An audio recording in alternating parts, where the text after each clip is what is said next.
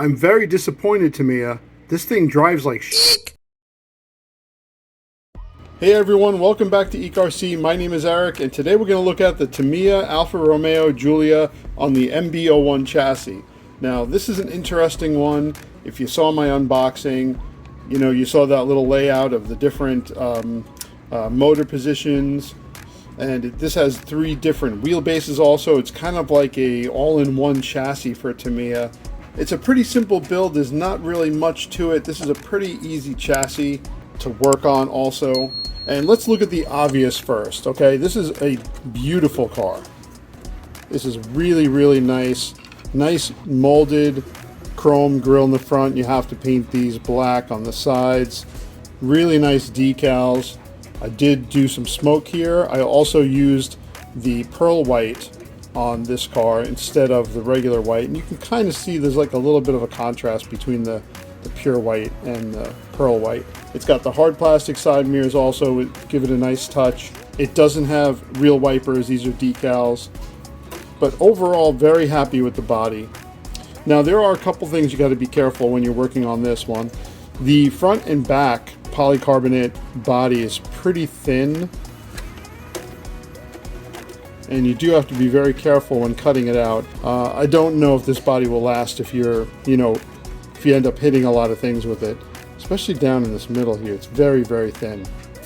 The rest of the body's good. Everything else is okay. It's just the front and back seem to be a little thinner than your average Tamiya body. So let's take the body off and take a look at the chassis here.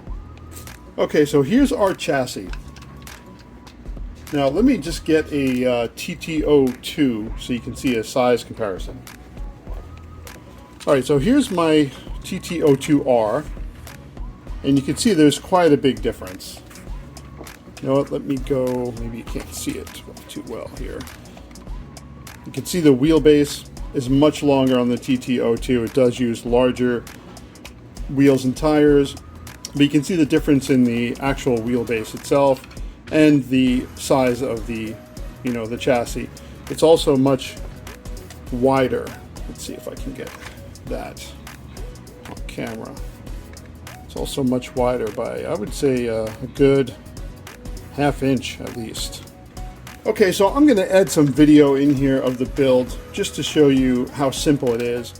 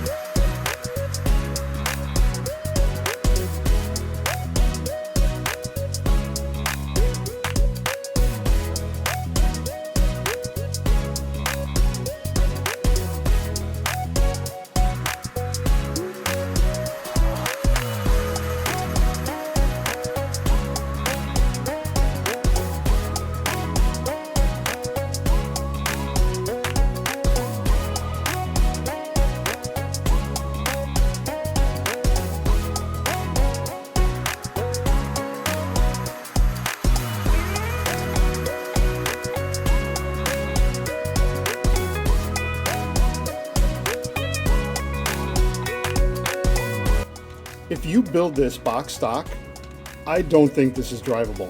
Because if you drive this how you expect it to drive, like a typical Tamiya car, you know, they usually drive pretty nice. It's not going to happen. It's just not. Because I don't think the weight distribution is right. The traction is terrible. It's all over the place. It's constantly spinning out. And I'm going to tell you some things that I did to make it much, much better. Okay? And I know you guys that have built these, you probably have seen the same thing. And I know there's plenty of videos already on this chassis.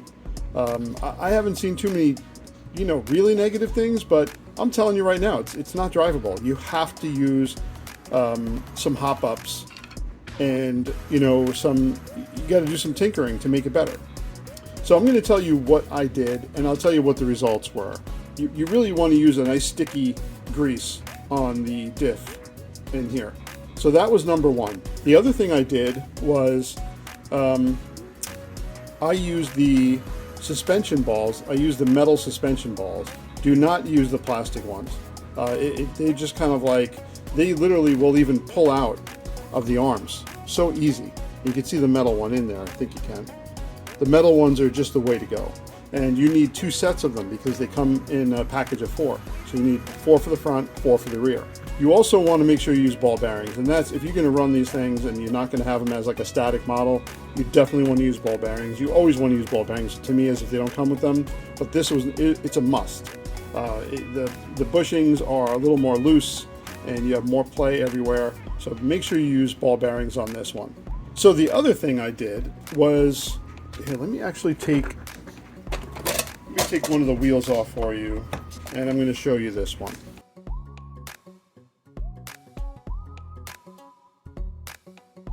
I had to shim this up quite a bit. Let me see if I can get the shims out.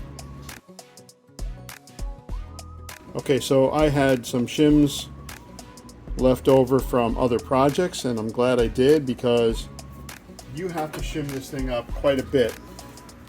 Let's see, I'm going to zero this out. Okay, 0.7 millimeters. So you're talking almost a millimeter of shimming these front and rear axles because there's so much play going in and out that the wheel literally goes in and out as it's driving, and the car will go like this as it drives. You know, maybe not like this, but you know, you can see it swaying and it does not stay in a straight line. So let me get these back on there. So I used shims equaling 0.7 millimeters. If you use, you know, I went to 0.8 and it seemed to bind a little bit. So I decided, you know what, I think I'm good with 0.7 millimeters. So let's get this wheel back on.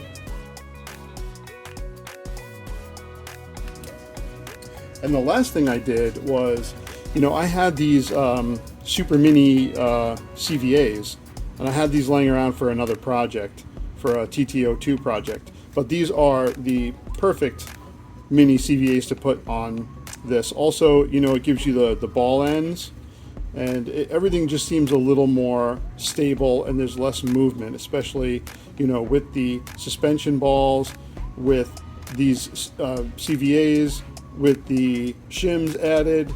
Everything just seems a little bit better, and the ball bearings. So this is your steering. Your steering has the most movement in the front. The back is not so bad. I mean, there are better turnbuckles you can use, but this is actually pretty good. I'd say now, the way I have it set up, it's comparable to, you know, a TTO2. If I grab a TTO2 and look at how much, you know, movement there is, it's probably about the same. So that's what I would do. Also, Tamiya included droop screws for the suspension. So right in here and right over here in the front and back, you can actually adjust the ride height without, you know, really compromising anything. And so I adjusted those so the ride height is it's a little more, the arms are a little more flat, so there is a little bit less movement, and it gives you a little bit better performance because it lowers the center of gravity a little bit more. You know, if I'm a kid and I love that body, I'm like, oh man, that's so cool, look at the Alfa Romeo, I want that kit. And you buy that kit, right? And you know, you're a dad and you're like, oh, I'm gonna get you a torque tune motor, it'll be a little faster. Even with the silver can, but if you put a torque tune motor in there and you run this thing, your kid's going to put it on a shelf and not want to drive it. So my point is really, you're going to have to do something. If you want to drive this the way you want to, you're going to have to do some things to it and tinker. Now, I personally love to tinker with all these Tamiyas, so I don't mind. I'm just thinking of the person that buys it and says, oh, I'm just going to drive it. You're not going to really enjoy it. And I'm going to tell you one more thing that I did, and I'm not going to expect everybody to have this, but this radio system I have, the FlySky, this is my FlySky GT5, and this FlySky receiver, it actually has a gyro built in. I turned it on, I think it's only set for like a 25% correction. It actually transformed this car. I was drifting this thing around. It was so controllable. It was so much fun to drive. So if you have a gyro function on your transmitter, you might want to try it out. I also think that, you know, they should have made this where it was kind of like a sliding wheelbase instead of just locked fixed positions. And then that way, if you wanted to extend it even like a couple millimeters and see if you can get a little better stability out of it, you can. I mean, yeah, you have to cut the wheel wells a little bit more, but I actually feel like that would have been a great thing to try. Okay, so you'd have to extend this slightly. There's so much space on this rod here that you can do that. If you wanted to like extend the wheelbase a little bit out, you know, I actually feel like that's something that Tamiya, you know, maybe should do in the future, make it a little more customizable, because, you know, people use all different bodies on these. It's not always the Tamiya body, and sometimes you want to change the wheelbase a little bit. And, you know, if you're going to make it where it's an adjustable wheelbase like this, why not make it so we can adjust it how we want? All right, so with any new chassis like I did with the BBX, I'm going to give it a little bit of a review here. Okay, that's a little bit better. And no, don't make fun of me about how I cut my body posts. These I just snipped off quick. I have to get I have a cutting wheel. I'm just gonna cut them down and make them nice and smooth. I'm gonna do this based on box stock, because that's how most people buy them, and then they add hop-ups later, you know? So, appearance, I'm gonna tell you right now, this is a 10. This is a 10 out of 10 every day for me. This body is amazing. The wheels look kind of like period correct on it. I love the stripes, I love the colors, I like the molded front grille. I love everything about this. Everything. There's not a single thing I don't like about the appearance on this thing. Even when you're driving it around, it looks really cool driving around. So I'm going to give this a 10 out of 10. Okay, so the build itself was fun. So, you know, it's kind of a hard one to rate. So I'm going to give this a 6 out of 10 for build. So drivability, man, I don't even know. It's low. It's like a 3 or a 2, because out of the box, I did not enjoy driving this at all. So I drove it once for maybe 10 minutes, and I'm like, oh man, this has got to be fixed. I'm gonna say, yeah, I'm gonna give this a 3, and that's being generous. So yeah, not much more to say on this chassis. It is a really beautiful looking car. I do like how customizable it is. I know the BTO one is similar, but it's a longer wheelbase, larger tires, might be slightly wider, I think, because it's got wider arms. So that one is probably much more drivable, and I'm starting to see some video out there of that. You know, check out that one too, because they're kind of similar cars. This is just like a mini version of that. So thanks for watching, everyone. I really appreciate it. Please give me a thumbs up if you can, if you like my video. Also, please consider subscribing if you haven't already. I really do appreciate it. I appreciate everyone's support, your comments, and I look forward to your comments on this one. Let me know if you have one, if you built one, if you're looking to buy one, if you have any questions on hop-ups or anything else on it, let me know. So thanks for watching, everyone. I'll see you all in the next video.